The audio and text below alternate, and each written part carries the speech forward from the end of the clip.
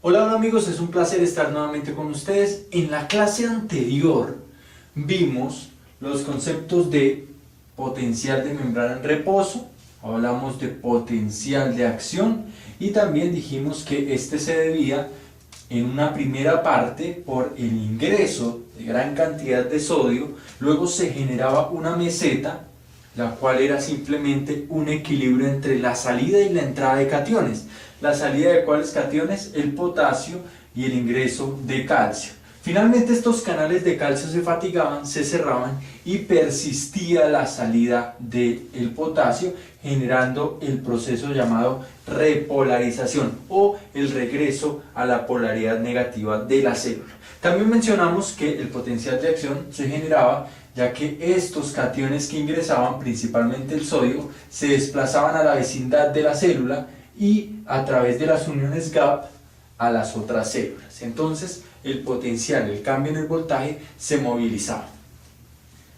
Al final les mencioné que les debía el origen de estas cargas positivas que ingresaron en un primer momento y permitieron el ascenso o la electropositividad de la célula. Entonces para eso vamos a ir a nuestro nodo sinusal. Quiero que tengan en cuenta que el comportamiento de esta célula es típico, por ejemplo, en las células del ventrículo, en las células contráctiles del ventrículo.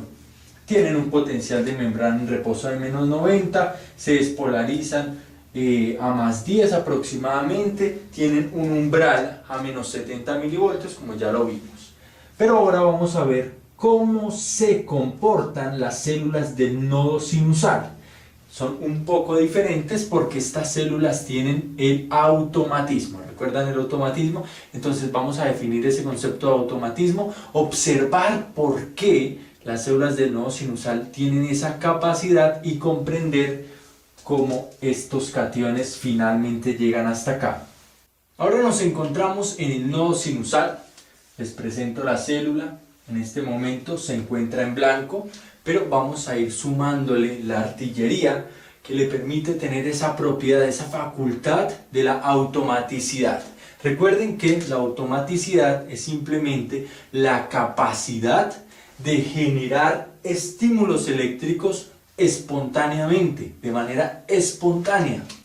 Esta célula puede generar estímulos eléctricos constantemente, periódicamente, de manera automática, por sí misma. Veamos cómo. La vamos a equipar y la primera proteína que no les va a sorprender, que se encuentre por acá también, es la bomba sodio-potasio ATPase. Permite la salida de 3 sodios, ingreso de 2 potasios. Muy bien. Y con esto, simplemente con este movimiento, la célula comienza a hacerse electronegativa. Vimos que disminuía alrededor de menos 5 milivoltios y seguíamos bajando. ¿Gracias a qué? A un canal de potasio que generaba el movimiento del potasio desde el espacio intracelular al extracelular gracias a la fuerza, la concentración de la célula. La célula está cargada con potasio y permite la salida del mismo. Muy atentos en este momento. En el caso anterior, en la célula anterior, alcanzábamos el potencial de membrana en reposo, el voltaje de membrana en reposo, alrededor de menos 90 milivoltios. Es decir, ¿se acuerdan el potencial de equilibrio eléctrico para el potasio? Que era de alrededor de menos 90 milivoltios cuando el potasio se quedaba quieto y la membrana de la célula descansaba, llegaba al reposo. En esta célula ocurre algo bien particular. Cuando el voltaje comienza a disminuir, supongan esta es la línea del voltaje, iniciamos en 0, en equilibrio, y el voltaje empieza a disminuir, menos 5 milivoltios, debido a la función de esta bomba, y sigue disminuyendo por la salida del potasio. Menos 10, menos 20, menos 30, menos 40, menos 50, menos 60 milivoltios. No menos 90. Muy atentos, no menos 90, menos 60 milivoltios.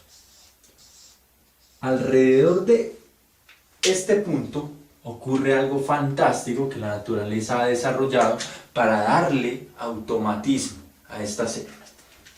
¿Qué es lo que ocurre? Se abre